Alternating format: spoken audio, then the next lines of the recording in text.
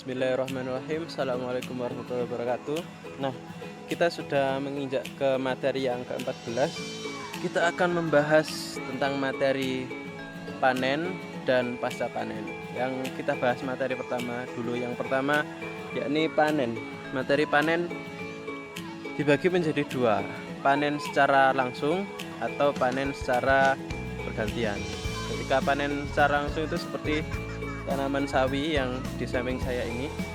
Nah, ini panennya secara langsung. Kalau tidak secara langsung, maka dia akan terjadi kerusakan karena hama. Contohnya ini bisa dilihat, nah ini sudah berlubang.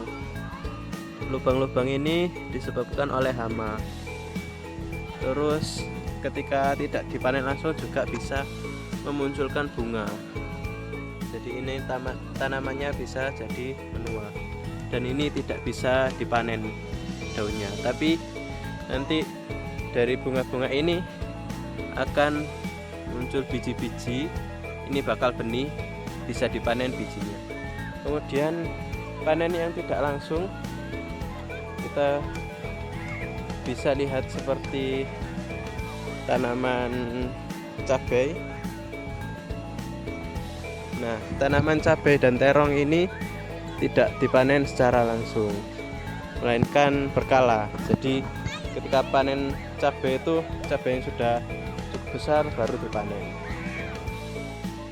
Ini adalah tanaman cabai yang sudah siap panen.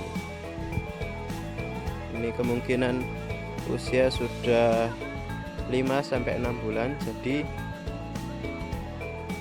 banyak buah-buah cabai yang sudah menguning. Kemudian ini tanaman terong. Terongnya juga sama. Ini sudah siap panen.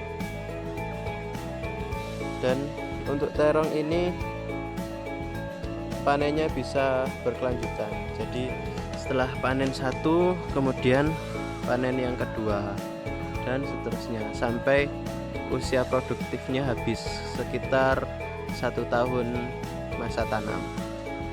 Pada segmen kedua di materi ke-14 ini kita akan mempelajari tentang perawatan atau perlakuan pasca panen. Di slide yang ada di PPT kita urutkan dari yang pertama, yakni curing atau aging. Secara bahasa kerennya seperti itu. Namun pada dasarnya metode ini digunakan untuk mengeringkan hasil panen supaya tidak terjangkit oleh mikroba ataupun jamur yang menempel pada hasil panen. Seperti pada bawang, ini dikeringkan, diangin-angin, juga seperti pada kacang dan umbi-umbian lainnya. Metode pasca panen yang kedua yaitu degraining, seperti di tulisan ini. Nah, konsep simpelnya degraining itu seperti mencerahkan warna pada buah, seperti yang kita sering temukan, yakni buah mangga agar warnanya hijau dan mengkilap dikasih bahan tertentu. Atau juga pada pisang, ini yang sering dilakukan oleh penjual buah. Mereka membeli buah pisang yang belum matang, yang warnanya masih hijau, kemudian supaya cepat laku disemprot dengan karbit supaya warnanya hijau. Namun pada dagingnya itu belum matang sempurna. Itu merupakan satu metode yang sama dengan degraining. Ketiga yakni pre-cooling. Ini mirip dengan curing pada metode yang pertama tadi. Namun ini juga metode pre-cooling ini juga menggunakan air. Jadi yang curing tadi tidak menggunakan air, cuma dengan diangin-anginkan. Sedangkan pre-cooling ini bisa menggunakan air atau juga pakai kipas. Jadi biar hasil panen itu cepat kering. Metode yang keempat ini merupakan metode yang sangat sering digunakan khususnya untuk buah-buahan. Metode waxing atau pelapisan dengan lilin. Nah, metode ini juga memiliki kekurangan, yakni ketika konsumen yang mau memakan buah mereka tidak paham bagaimana cara mencucinya, kemungkinan besar mereka juga terkonsumsi, lilin pada lapisan buah itu terkonsumsi oleh mereka. Ini bahayanya metode waxing. Namun kelebihan metode waxing ini, buah yang dalam waktu 1 bulan bisa busuk dengan waxing ini, buah yang cepat busuk tadi akan memiliki daya simpan yang cukup lama. Namun ketika buah yang sebelum akan di waxing ini harus dipastikan sudah matang, karena kalau buah yang belum matang di waxing dia tidak akan matang dengan baik dan dengan waktu yang cepat itu tidak akan, karena pori-pori pada buah sudah tertutup oleh lilin. Metode yang kelima yaitu grading. Setelah buah atau sayur atau hasil panen itu dipanen, kemudian digrading, mana yang cocok untuk dijual dengan harga mahal atau diletakkan dengan kualitas A atau grading A, kemudian grading B dan grading C atau sortiran. Ada juga yang di bawah grading C, yakni biasanya hasil panen itu diolah kembali untuk dijadikan pakan ternak.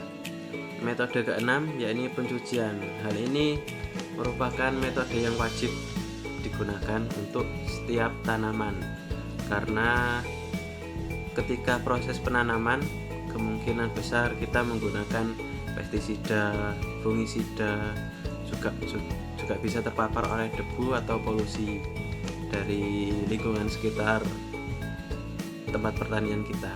Nah, dicuci ini fungsinya agar bakteri ataupun virus, jamur ataupun sisa-sisa racun pada fungisida ataupun bakterisida ini bisa hilang dan kita bisa mengonsumsinya dengan aman. Metode yang ketujuh ini suatu hal yang wajib dilakukan, karena pengemasan ini harus dilakukan supaya ketika pengiriman barang hasil panen atau ketika penjualan ini hasil panennya terlihat bagus dan terjaga dengan baik, tidak gampang kotor, tidak gampang rusak, dan pastinya lebih bagus tampaknya. Metode yang terakhir yakni penyimpanan. Nah, penyimpanan ini harus dilakukan dengan hati-hati, karena beberapa hasil panen sayur terutama itu mudah rusak. Seperti tomat itu kalau dipanen kan ada yang hijau, ada juga yang merah. Kalau yang hijau ini lebih keras. Nah, sedangkan tomat yang dipanen waktu merah ini mudah lembek, mudah hancur ketika tertimpa hasil panen yang lebih berat di atasnya. Penyimpanan ini harus diperhatikan.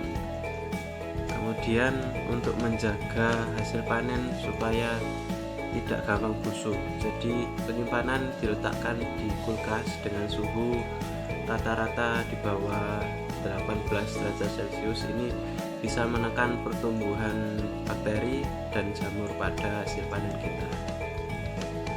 Nah, jadi dari materi awal sampai materi yang terakhir ini semoga bisa dimengerti dan bisa diterapkan di tempat masing-masing, khususnya pada metode pertanian organik. Semoga yang sedikit ini bisa memotivasi kita agar bisa membantu negara untuk memperkuat ketahanan pangan bangsa kita. Kurang lebihnya saya mohon maaf. Wassalamualaikum warahmatullahi wabarakatuh.